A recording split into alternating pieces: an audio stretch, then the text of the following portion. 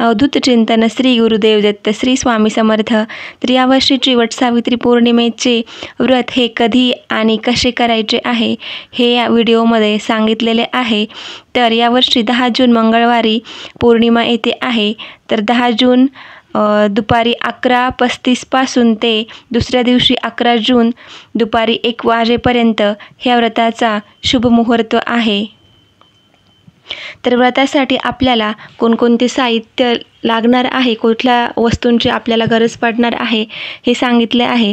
तर वटसावित्री कथेचे पुस्तक, धूप, दीप, अगरबत्ती, फळं, फुलं, शृंगाराचे साहित्य, पिवळा कपडा, सिंदूर, हळदी, अक्षदा, कच्चा धागा, रोली, चंदन, दूध, गंगाजल, वस्त्र, माळ, गूळ, तांदूळ, गहू, नागिलीचे पान, सुपारी, विडा, चना डाळ, शेंगदाणे यापैकी आपल्याला ज्या वस्तू आपल्याकडे अवेलेबल आहे त्या वस्तू आपण शक्यतो घ्यायच्या आहे.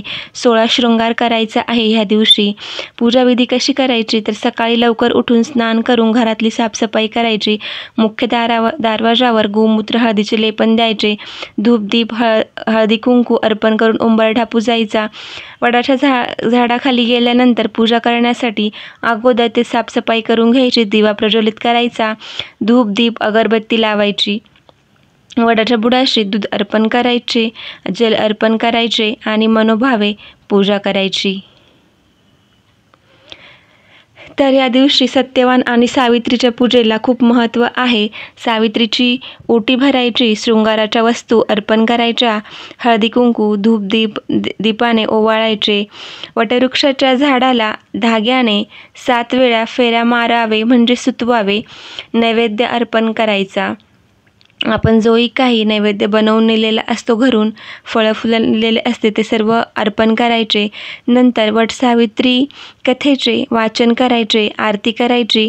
या दिवशी शक्यतो जे गरजू लोक आहेत, गरीब आहेत, त्यांना दान करायचे आणि आपल्या अखंड सौभाग्यासाठी प्रार्थना करायची की हे वटसावित्री माते आम्हाला 7ही जन्मी हाच पती मिळू दे, अखंड सौभाग्य लाभू दे, आपल्या पतीचे आयुष्य वाढावे, निरोगी आयुष्य मिळावे, यश मिळावे, सर्व क्षेत्रात बरकत व्हावी अशी प्रार्थना करायची. सावित्रीने आपला पती सत्यवान याला मृत्यूच्या दारातून बाहेर काढले. तसेच आपण सुद्धा आपल्या पतीच्या प्रत्येक संकटामध्ये, त्याच्या प्रत्येक कष्टामध्ये उभं राहावं. त्याची संसारामध्ये येणाऱ्या अडीअडचणींवर, दुःखांवर पतीच्या बरोबरीने पतीला साथ द्यावी.